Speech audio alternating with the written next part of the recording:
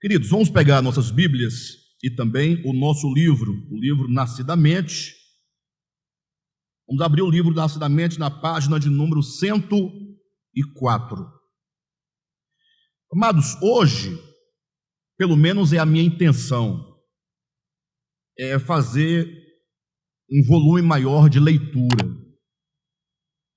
porque nós estamos na página 104, aí tem a 105, a 106 e a 107, que encerra o capítulo 8 do nosso livro. Encerra o capítulo 7, muito bem.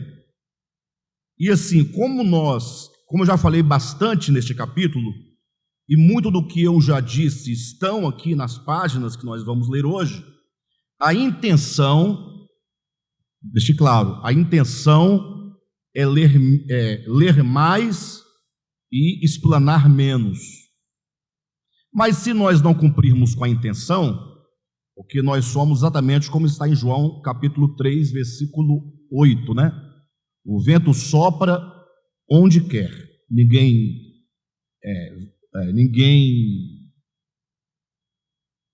o vento sopra onde quer, ninguém sabe de onde ele vem e nem para onde vai. Assim são aqueles que são nascidos do Espírito. Então, se o vento soprar noutra direção, nós vamos. E se ele soprar para outra direção, nós também vamos. Tá bom? Então, a minha intenção é concluir hoje este capítulo, mas a intenção do Espírito Santo só saberemos às 9h45. Tá bom? Então, vamos lá. Página de número 104. E nesse atual momento da nossa leitura, e esse capítulo ele fala sobre a obra de redenção, nós estamos apresentando dois caminhos, dois fundamentos. Assim como nós vamos encontrar, por exemplo, em Gênesis capítulo 2, duas árvores, a árvore do conhecimento do bem e do mal, a árvore da vida, sendo que a árvore do conhecimento do bem e do mal traz a morte e a árvore da vida traz a vida. Então, são dois fundamentos, duas árvores, duas propostas, a proposta da vida e da morte. São duas fontes, a fonte da vida e a fonte da morte.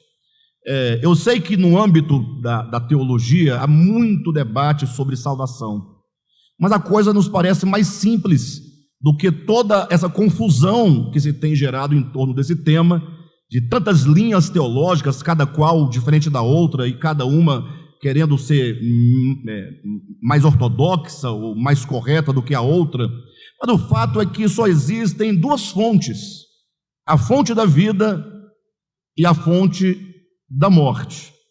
Gênesis capítulo 2 está lá, as duas árvores no início. Daí que nós conseguimos chegar a dois nomes, Lúcifer, tomando Lúcifer já no seu momento de queda, e portanto o Lúcifer caído, e o nome do Cristo, o Logos, Jesus Cristo. E alguém pode perguntar, mas por que esses dois nomes? Ora, é porque é em Lúcifer que todos caem, e é em Cristo onde todos são salvos. Lógico, alguém atento, um bom hermeneuta poderá dizer, não, Alexandre, a Bíblia diz que em Adão todos caíram, não é em Lúcifer que todos caíram, é em Adão. É verdade, a Bíblia diz que é em Adão que os homens caem. A grande questão é que Adão não poderia ter caído dentro daquilo que nós já concebemos, porque está registrado, se não fosse o pai da mentira, o arquétipo do mal, se não fosse Lúcifer caído, que corrompe, não somente os céus, mas também a terra. Então nós estamos buscando a origem, a causa primordial da queda e a causa primordial da salvação. Então não tem como, ou nós estaremos na base, no fundamento, na árvore, ou no nome, na fonte, na origem da queda, estaremos, portanto, caindo constantemente, ou estaremos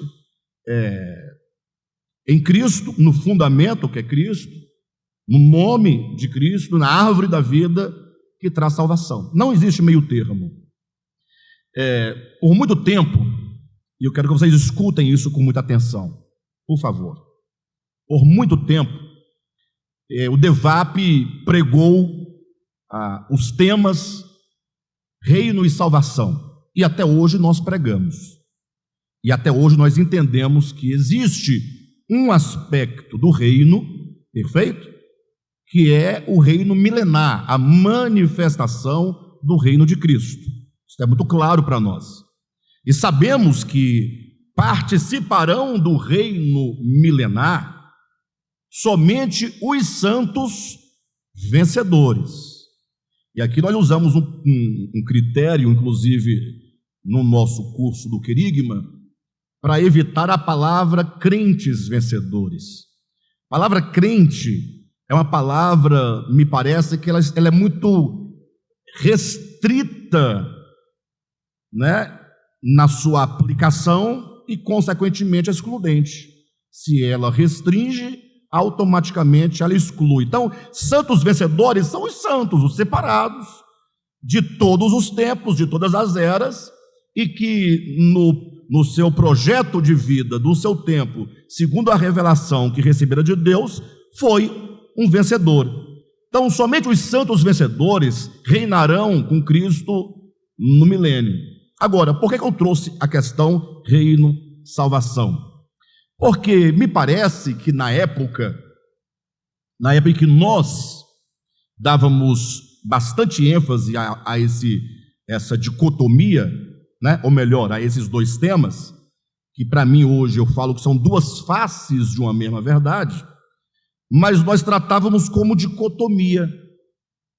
Tinha essa ideia de que, não, nós somos salvos pela graça, mas o reino é pelas obras. Aí, analisando, pensando, refletindo, eu falei, poxa, mas como assim? Salvos pela graça, reino pelas obras?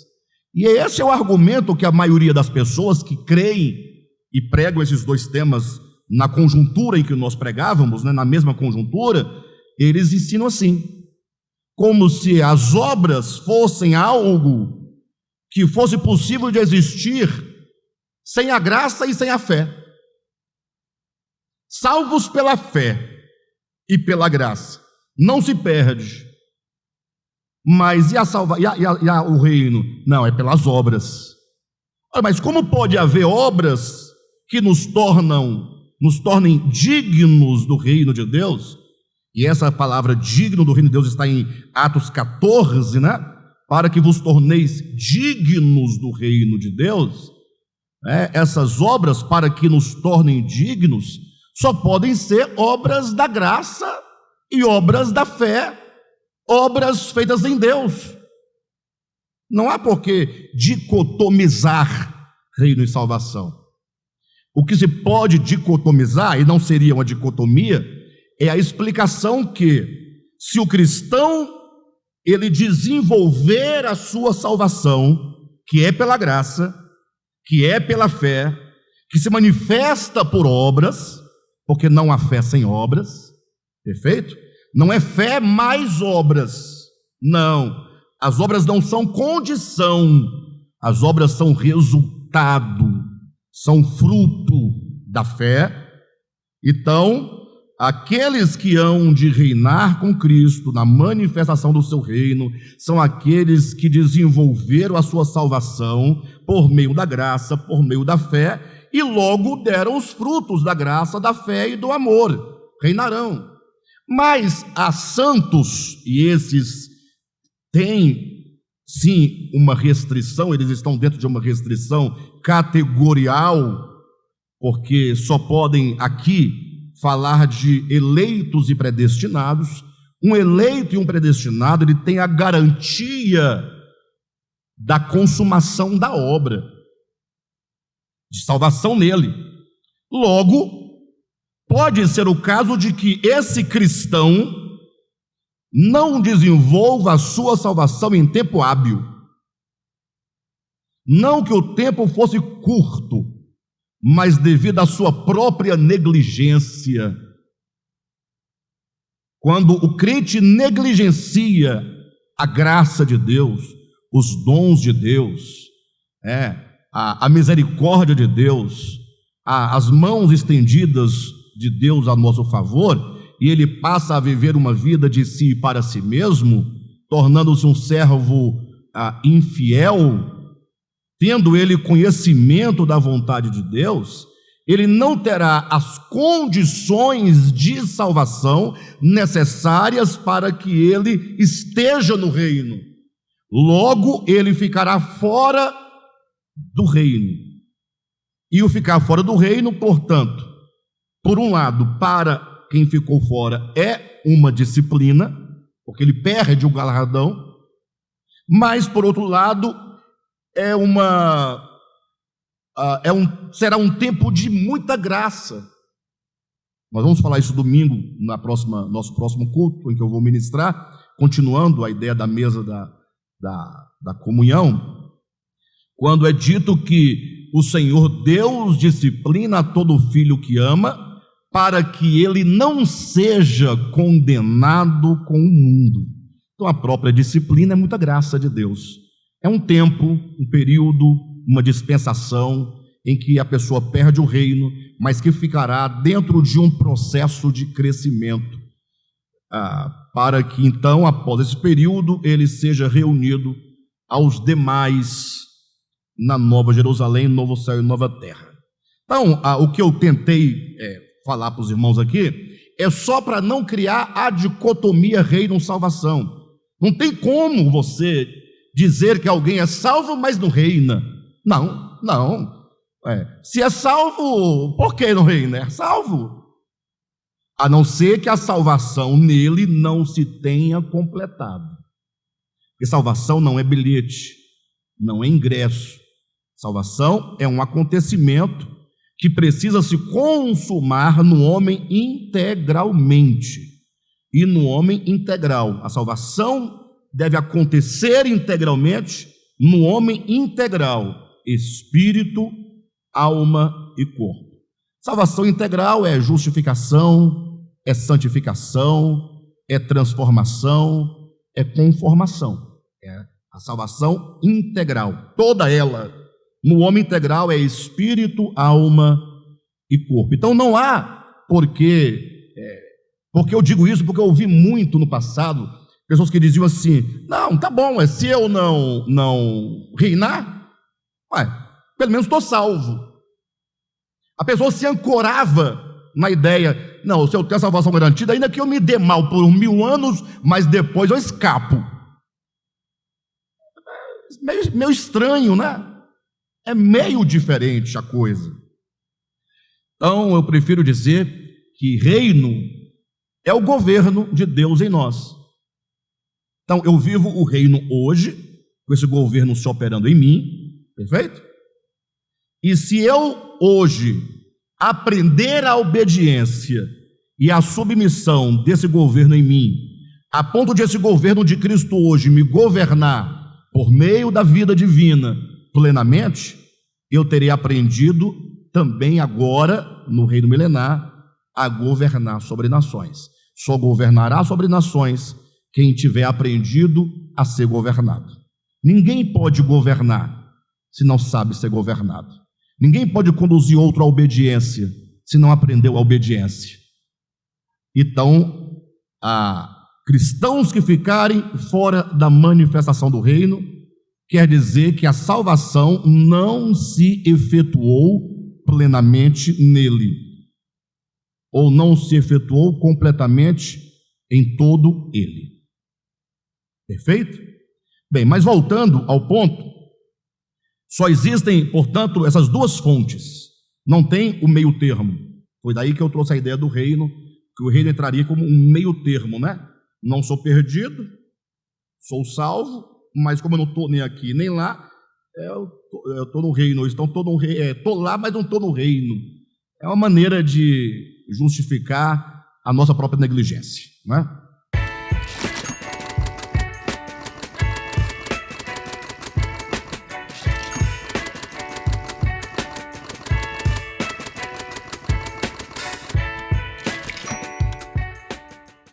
Perfeito. A irmã Silvia está colocando aqui que quando eu coloco os termos duas fontes, a fonte da morte, a fonte da vida, soa uma espécie de maniqueísmo, de dualismo, de duas forças, uma positiva e uma negativa, que concorrem, não é? O que nega completamente o fato de Deus ser absoluto, único. E é verdade. Se você for para esse pensamento, não se pode falar assim, perfeito? Quando nós falamos de duas fontes, eu quero dizer que nós ou comemos de uma árvore ou comemos da outra árvore. Nós comemos e bebemos. A fonte nesse sentido simbólico, né? Se nós vivemos pelo conhecimento, que vai gerar orgulho, ou se vivemos pela vida, que gera dependência. É só essa a ideia. Perfeito? Ou seja, ninguém pode escapar disso. Então a salvação é algo simples. Então, a partir da ideia de dois fundamentos, de duas árvores, ou que seja, duas fontes e dois nomes, ou seja, se você caminhar no espírito, no mesmo espírito, na mesma disposição de Lúcifer, você vai estar dentro de um caminho. E se você viver por meio do mesmo espírito, da mesma disposição de Cristo Jesus, você estará dentro de outro caminho. Falamos então de caminhos. Por que nós falamos da salvação em termos de caminho, e mesmo da perdição em termos de caminho? Porque a salvação não é algo que se conquista de modo estanque, e nem se perde de modo estanque. O que significa isso? Ninguém se perde porque tropeçou, ninguém se perde porque fez isso ou fez aquilo outro, e ninguém se salva porque levantou a mão, porque fez uma oração, porque fez um jejum. Por exemplo, se entende no cristianismo de hoje, eu estou sorrindo porque eu não li nem a primeira frase ainda, é comum no meio cristão evangélico que uma pessoa que serviu a Satanás, serviu às trevas, serviu a si mesma durante toda a sua vida, servindo a si mesma, as trevas, a maldade, a perversidade, e no dia da sua morte, no seu leito, se ele aceitar Jesus, ele está salvo. Isso é uma ideia de uma salvação estanque, uma salvação como que um passe de mágica, como se o problema da salvação não fosse orgânico, não fosse uma questão de constituição de consciência.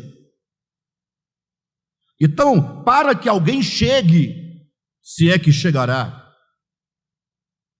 a morte eterna, ela terá de ter percorrido um longo caminho, que no livro de Hebreus, no capítulo 6, vai dizer que é um caminho tal, ele chegou a uma distância tal nesse caminho de queda, que é impossível renová-lo, trazê-lo ao arrependimento. É impossível conduzi-lo ao arrependimento. Não é impossível que Deus perdoe, não. É impossível que ele seja trazido ao arrependimento, porque ele chegou num nível de distanciamento tão grande, ao passo que aqueles que forem salvos, semelhantemente, terão de ter percorrido o caminho da salvação. Por isso Jesus vai dizer que o caminho é estreito e a porta é estreita. E o caminho que conduz à perdição também é um caminho largo. E a porta da perdição também é uma porta larga. Então a ideia de caminho talvez seja a ideia melhor, a melhor metáfora para nós entendermos essa questão da redenção. Jesus também disse: eu sou o caminho. Então, esse caminho é um caminho de entrega a duas disposições diferentes. Tratando-se de Lúcifer, é aquele que, não sendo, decidiu ascender, decidiu subir. Eu subirei mais acima das estrelas dos céus. Não é assim? Eu subirei. Não é um caminho aqui? Vocês percebem que existe aqui um caminho que ele sai de uma condição, de um ponto, e ele vai até atingir o ápice da sua queda. Ele diz: eu exaltarei o meu trono. Agora, olhem para Cristo, também não é dito que, sendo Deus, ele se esvaziou e ele foi descendo, assumindo a forma de servo, fez-se homem, até chegar às regiões mais baixas da terra? Então, existe um caminho de esvaziamento e existe um caminho de exaltação. A exaltação do não ser com o desejo de ser. E existe um caminho daquele que é o próprio Cristo, que vai o quê? Se esvaziando. Então, em Cristo você tem o caminho da redenção. Não há redenção sem esse caminho da kenosis. Vão dizer, Alexandre, mas a salvação é pela graça. A salvação é pela fé. Mas quando alguém diz isso, o que ela quer de fato dizer? Será que se entende a salvação é pela graça? Sim, olha, é pela graça, como que é de graça, é só ir, você está salvo e ponto. Se for só essa ideia, perde-se toda a noção de organicidade. Ou seja, o meu problema não era eu, era o lugar para onde eu estava indo, que agora não vou mais. O senhor fala, não, mas é pela fé, Alexandre. Sim, mas de que natureza é essa fé que você crer em Jesus para ter garantido a vida eterna? Não pode ser uma crença, não pode ser uma crendice, não pode ser um credo. Tem que ser a fé genuína do Espírito que gera fidelidade. Por isso nós temos na Bíblia o livro de Tiago. O livro de Tiago é o livro que, sem ele, nós ficaríamos com profunda dificuldade de entender o que Paulo quer dizer por justificação pela fé. Porque Tiago, ele pega a mesma fé de Paulo, sem alterar nada, e explica-nos a fé, de fato, é o que nos justifica. Isso é um fato. Mas é uma fé orgânica. É a fé viva. Ele vai confrontar essa fé viva, orgânica, com a fé morta. O que é a fé morta? É a crença. É acreditar em algo, como você acredita ou não, em mula sem cabeça. Perfeito? Bem, mas é isso que essas páginas finais vão falar na sua conclusão aqui. Então, página de número 104, e vamos seguindo. Página de número 104. Assim como Lúcifer pavimentou um caminho de ascensão do próprio eu, o orgulho, de cujo pico despencou para o mais profundo abismo de morte, o Tártaro, assim também Cristo construiu um caminho de redenção por meio de renúncia, abnegação e esvaziamento de si mesmo. Simples, né? Fácil de entender, né? Sendo Deus, Cristo deixou a bem-aventurança dos céus, despindo-se de sua glória para se fazer homem, e reconhecido em figura humana, efetuou a sua kenosis, descendo os degraus do serviço voluntário e altruísta, da auto-humilhação em amor, da obediência irrestrita até a morte, até ser completamente absorvido pelo Hades nas partes mais baixas da terra. Essa parte eu quero ler de novo porque é muito bonita, né? Cristo, sendo Deus, deixou a bem-aventurança dos céus, despindo-se de sua glória para se fazer homem, e reconhecido em figura humana, atenção, efetuou a sua kenosis, descendo os degraus do serviço voluntário e altruísta,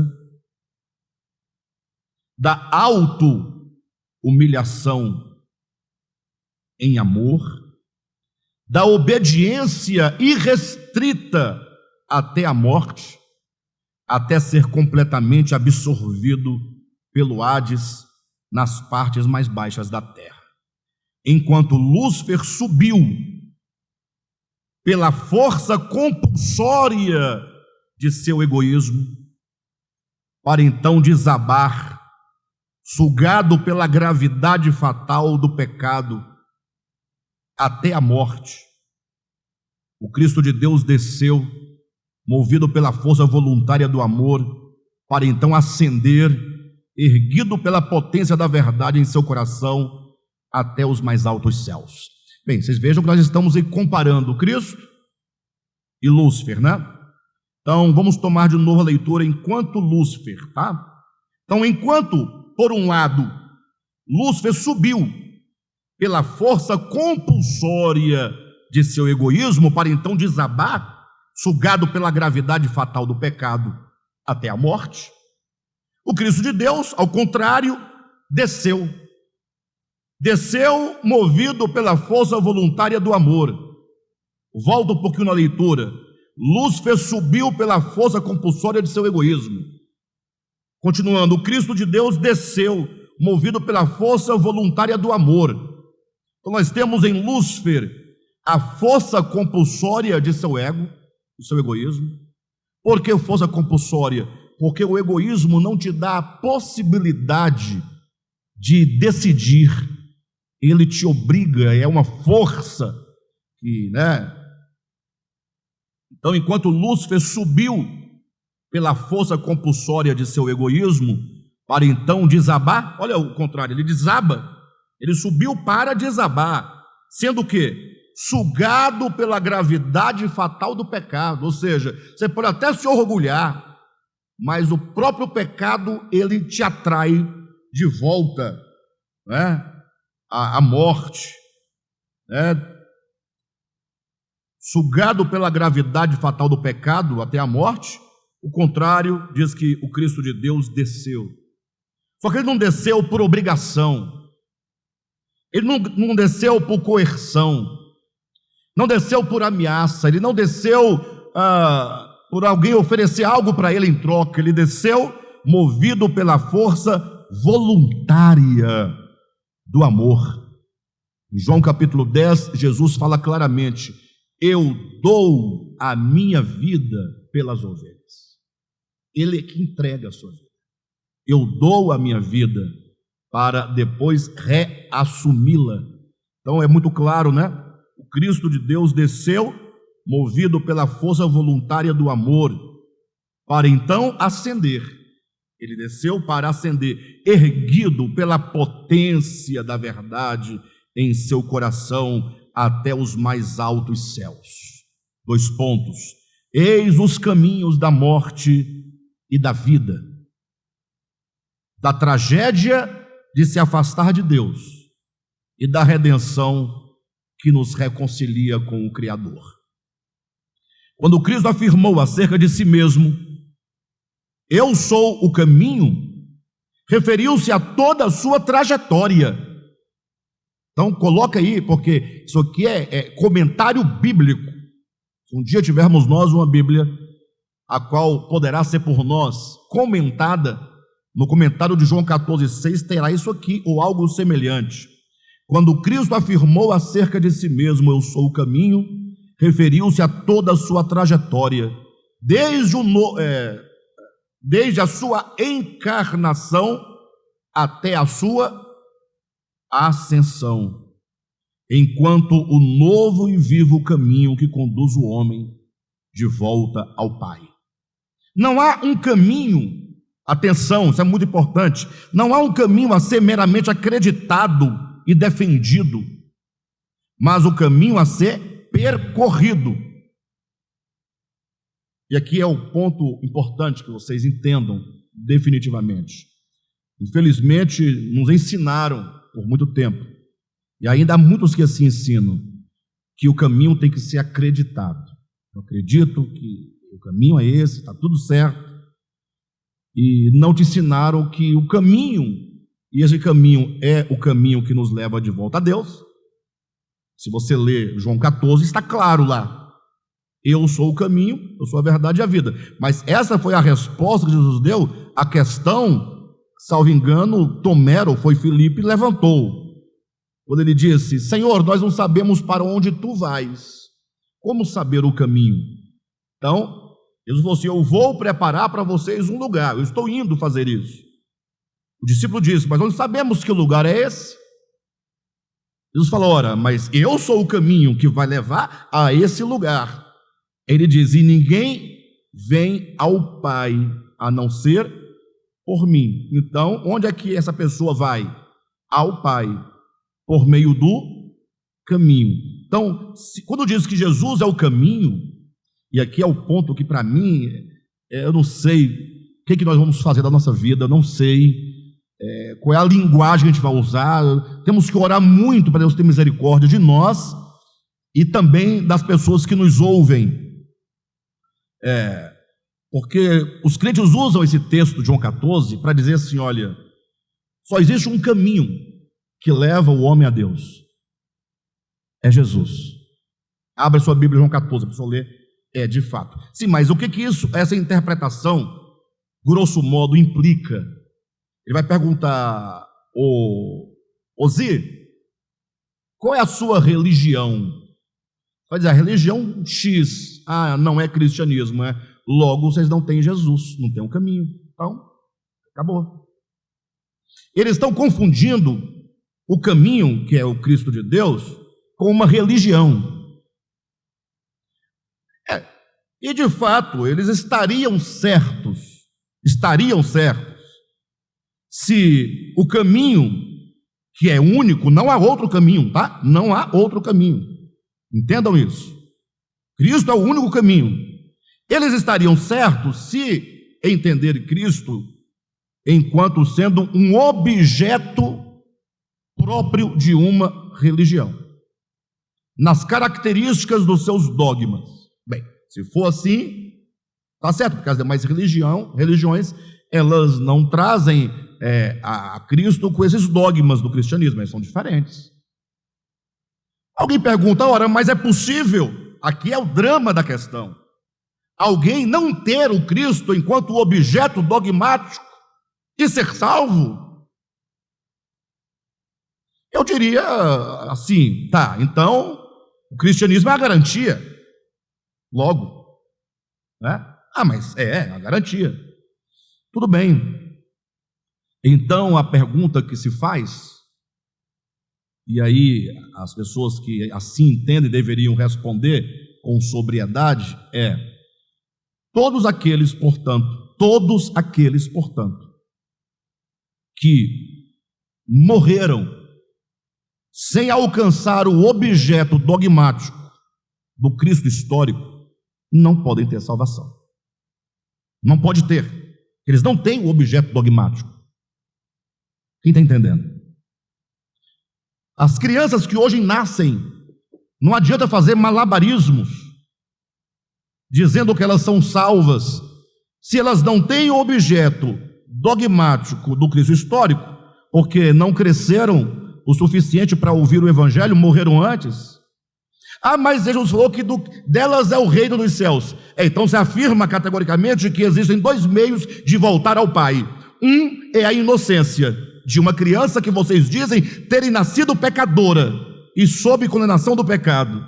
E Cristo. Não, é só Cristo. Ou Cristo é o único caminho, ou então você quebra essa lógica e procura entender o que quer dizer que Cristo é o único caminho. Os loucos não poderiam ser salvos, porque não tem como eles abraçar o objeto dogmático do Cristo histórico.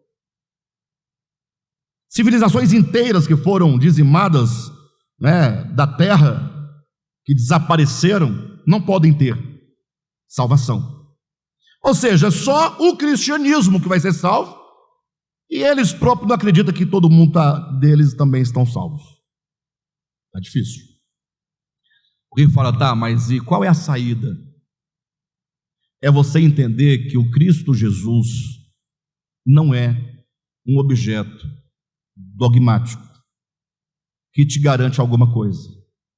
O Cristo Jesus é a vida que se encarna. E essa vida encarnada, ela vive como se deve viver alguém que está reconciliado com Deus. Essa vida é a vida que se encarna, ela é a vida na existência, é uma vida que agora tem experiências humanas, e ela pode manifestar na carne aquilo que Deus é. Eu vou dar apenas um exemplo muito rápido aqui, vocês entenderão. Vou dar um exemplo e vou citar um texto para balancear. Basta vocês lerem Mateus capítulo 25, versículo 31 ao 46, alguma coisa nesse sentido. Por que esse texto é importante?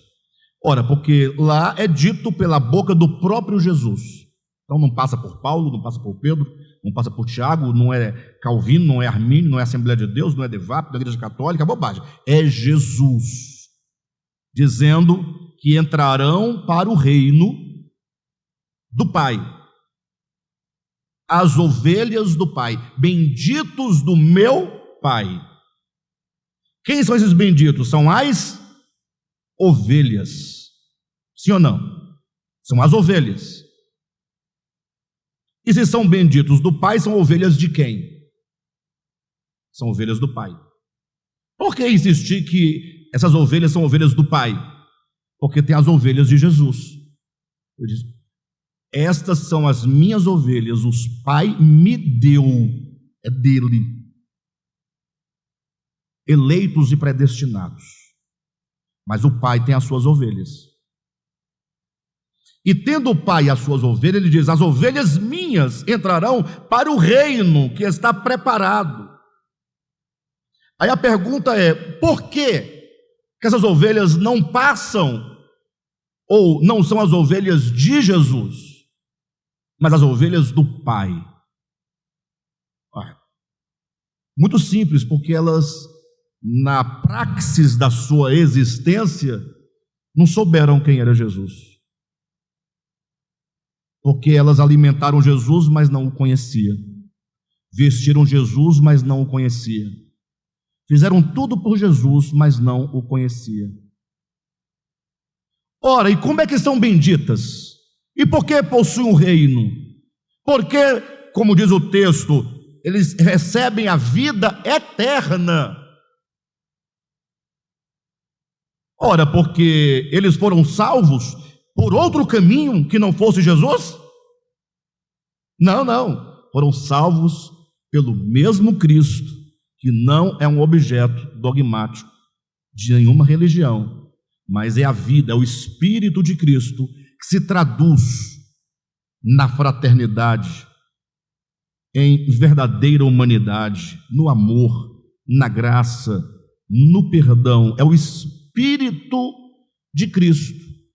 Logo, percebe-se, grosso modo, olhando de modo geral, os cristãos têm o objeto dogmático, tem Jesus como objeto dogmático de fé, mas falta-lhes o Espírito de Cristo. Porque se o cristianismo, eu falo cristianismo, eu não vou falar de pessoas individualmente, porque há muitos que expressam esse Espírito de Cristo, mas as instituições que se colocam como os representantes de Deus, que falam em nome de Deus, não vejo. Não vejo nenhuma, absolutamente, que reclame para si tal prerrogativa que você possa ver o Espírito de Cristo, porque elas expulsam pessoas, acusam pessoas, roubam as pessoas, elas matam as pessoas, destroem as pessoas, são más, são perversas, são mesquinhas.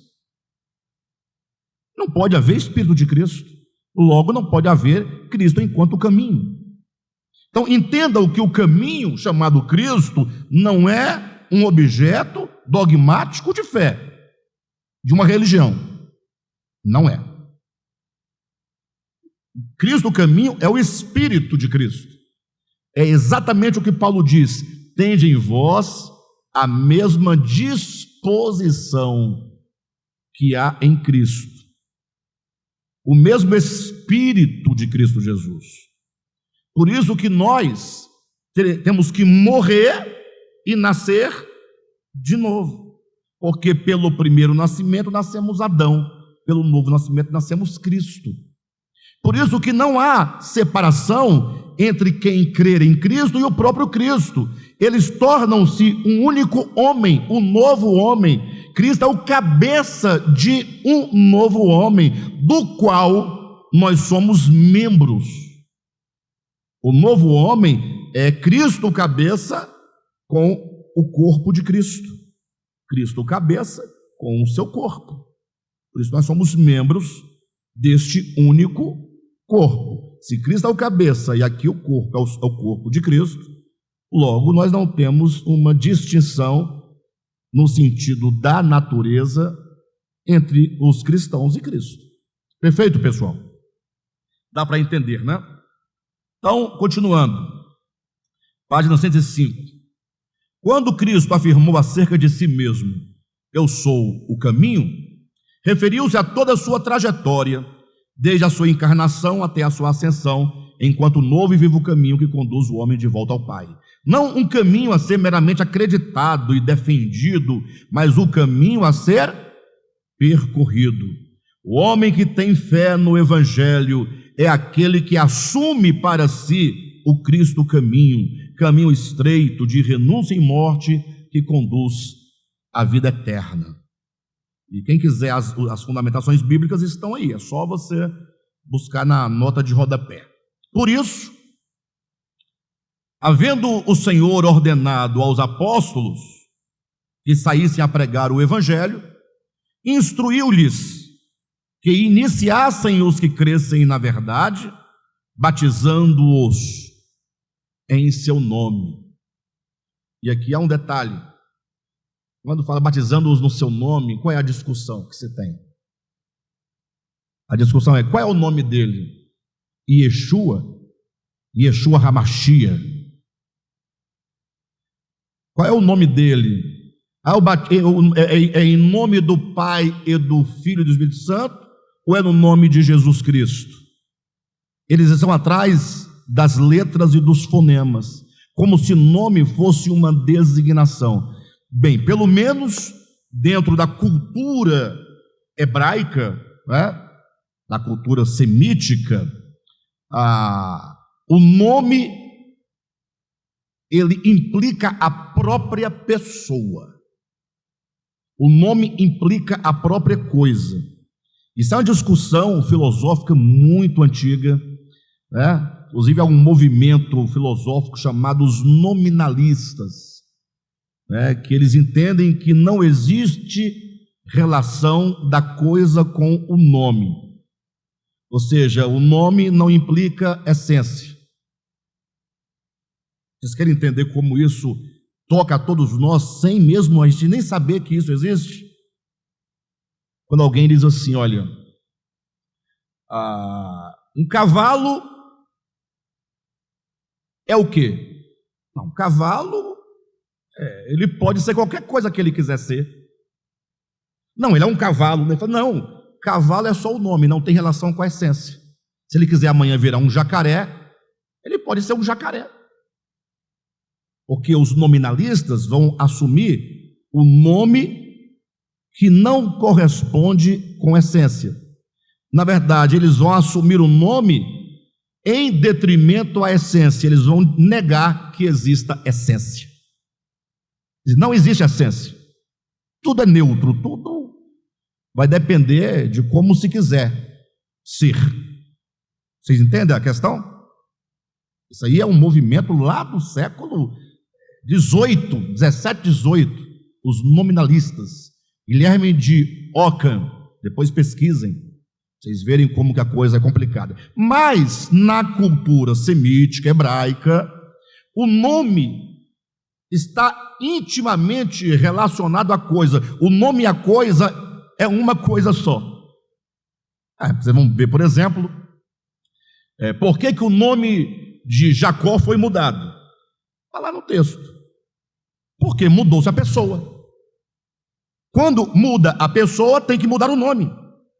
Por quê? Porque o nome, dentro da cultura semítica, é o ser, é a coisa. Por isso que eles não davam qualquer nome às coisas.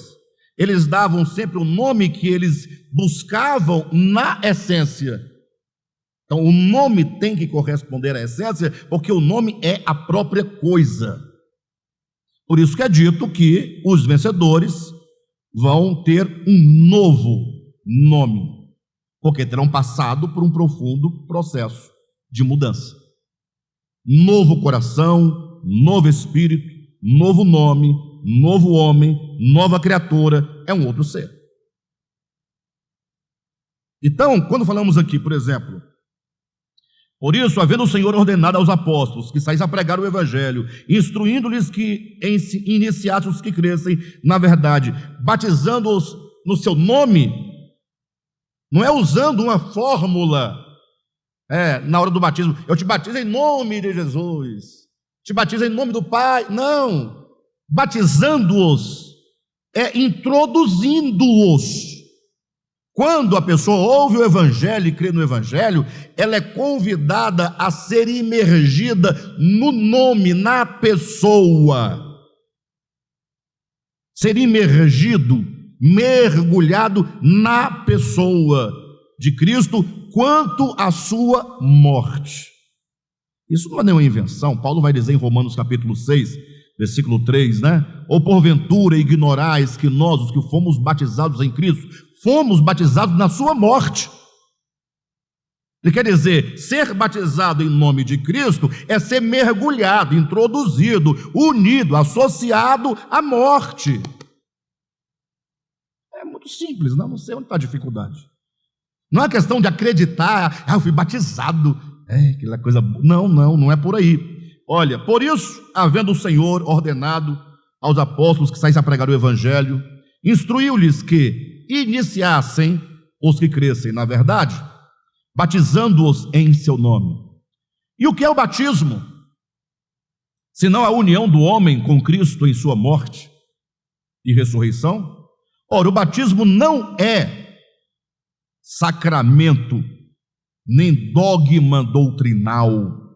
Afinal, que vantagem ganha o homem em ser meramente imergido em água, se a sua alma não for conformada a Cristo na sua morte? Pode, porventura, aquele que lavou apenas o corpo com água alcançar a ressurreição dentre os mortos? Não há, pois, verdadeira redenção sem união orgânica do homem com Cristo em sua obra salvífica. Somente quando a velha consciência é mergulhada e sepultada na morte com Cristo e uma nova consciência renasce para Deus, pode-se dizer que houve salvação. O Evangelho é boa notícia de que já nasceu o Salvador, o qual, como homem, pavimentou uma nova consciência na humanidade em Jesus. A boa nova é o convite de Deus para que todo homem volte para a casa do Pai pelo novo e vivo caminho, isto é, pela sua carne rasgada pela morte. Trilhar esse caminho é seguir os seus passos, pisando sobre as suas pegadas, negando-se a si mesmo e tomando a própria cruz. Por esse caminho, o Senhor está conduzindo muitos filhos à glória, na qualidade de autor da salvação deles, como se diz no texto em grego. Cristo é o líder, aquele que vai à frente, fornecendo o modelo a ser seguido. Portanto, o convite à conformação com Cristo em sua morte é a prova final e irrefutável de que a morte redentora que nos redime de fato é a kenosis do eu sou, da qual a morte física de Jesus foi expressão. Afinal, não nos convida o Evangelho, ou melhor, desculpe-me, afinal, Não nos convida o Evangelho a nos unirmos aos sofrimentos físicos de Jesus, impossível de serem realizados em razão da distância do tempo e do espaço, mas somos convidados a nos unir à sua morte, no sentido de desenvolvermos no coração e na consciência o mesmo sentimento que houve em Cristo Jesus, participando com ele do processo de esvaziamento do ego, a fim de podermos servir a Deus e aos homens em fé e amor. Ele, sendo divino, não se aferrando ao fato de ser Deus. Nós, não sendo nada, desiludindo-nos da loucura da usurpação de querer ser semelhante a Deus. Eis a redenção, o Cristo caminho que leva o homem à reintegração de Deus e sua criação. Assim como o Pai e o Filho são um, sejam também os homens com Deus. Amém? Bem, quis o Espírito Santo que concluíssemos hoje o capítulo 7. Na próxima quarta-feira, nós vamos começar o capítulo 8. E aqui eu quero que vocês nos ajudem, incentivem as pessoas a participarem, ainda que seja em casa. A pessoa não consegue vir aqui, um amigo de vocês, familiar, alguém que vocês conhecem. Se você não conhecer ninguém, para uma pessoa na rua e dê o link do canal e diz: olha, a partir da próxima quarta-feira nós vamos falar sobre a marca do anticristo e o selo da besta. Eita. Bem, e o selo de Deus, desculpem, a marca do anticristo e o selo de Deus. Esses dois temas, a marca do anticristo e o selo de Deus, vai nos demonstrar o que é de fato a obra de redenção orgânica e o que é de fato a queda orgânica do homem. Ou seja, aquilo que até agora nós falamos sobre morte e vida, né, queda e redenção, como isso se aplica e como isso acontece na nossa vida. Perfeito, pessoal? Agora nós vamos explicar como isso vai acontecer, como que o Zi vai experimentar essa redenção. O processo pelo qual nós passamos, como isso acontece, por meio desses dois selos, porque afinal o Apocalipse fala do selo de Deus e também do selo da besta. É um selar constante até forjar completamente o velho homem ou forjar completamente o novo homem. Tá bom?